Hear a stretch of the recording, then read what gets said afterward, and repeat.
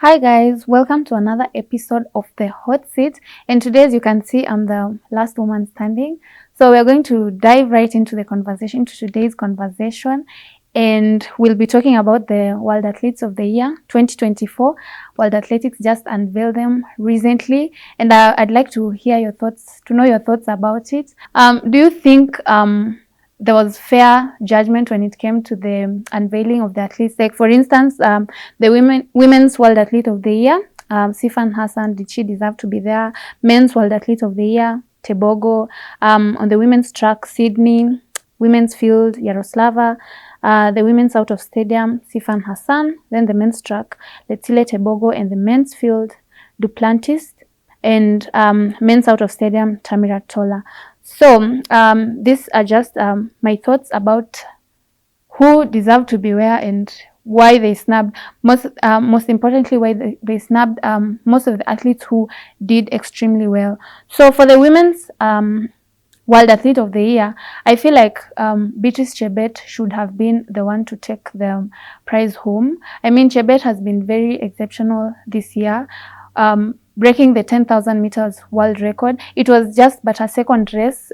She had not raced the 10,000 meters for quite some time actually, and she broke the world record, going to the Olympics and winning 2 gold medals in the 5,000 and 10,000 meters. That's historic. Running the fastest 5,000 meters this season at the Diamond League meeting in Zurich, and closing her season with a trophy, the Diamond Trophy. I feel like her not making it to any of the categories above is just shows how maybe World Athletics don't really value performance and how an athlete performed in the season when it comes to like selecting who goes where. I feel like they're more based on the commercial side, and you can correct me if I'm wrong, but you see, for instance, the women's track, Sydney just did what Sydney does on the track.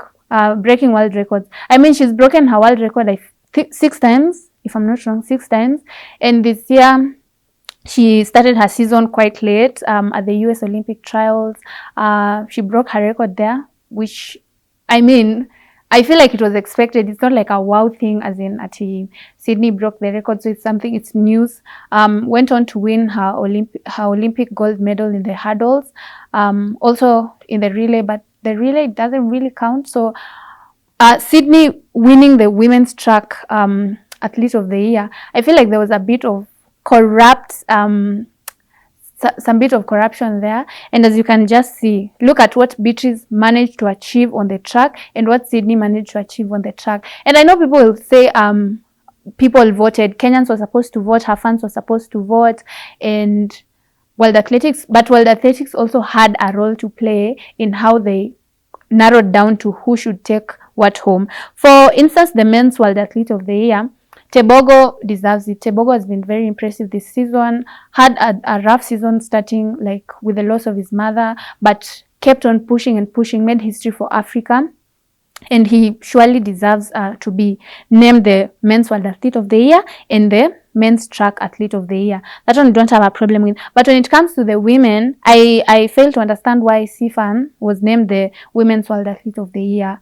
Honestly, because there are women who have performed very impressively this season. Also for the women's out of stadium, what Sifan did, honestly, was win the Olympic gold medal, finish 4th at the Tokyo Marathon, which is a good feat. If you look at things, it's a good feat. She achieved a lot of things, but there are also other women who did impressively well out of the stadium in the road races, and I don't know why they never made it to the final list. That's your thoughts. You can just share your thoughts on how things went by.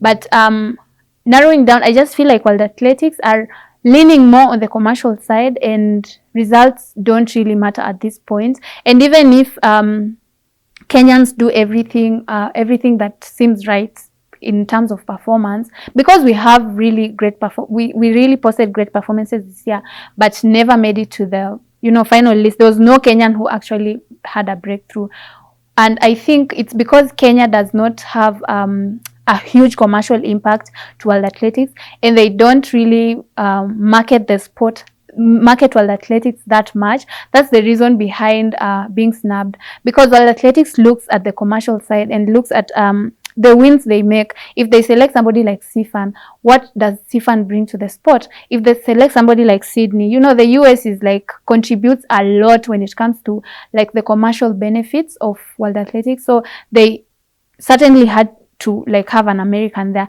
And even when you look at last year it was evident that Kenyans were going to take the women's and men's world athletes of the year, courtesy of Faith Kipyegon and the late Kelvin Kiptum. May his soul continue resting in peace.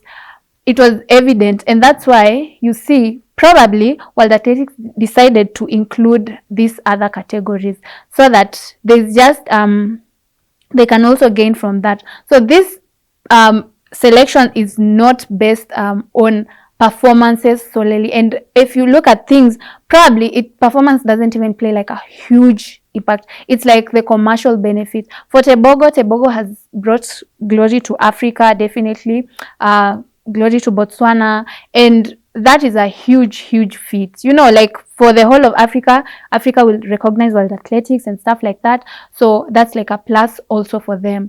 So I just think that they don't focus on performance that much. It's always about what are we going to benefit from it? How much money are we going to make?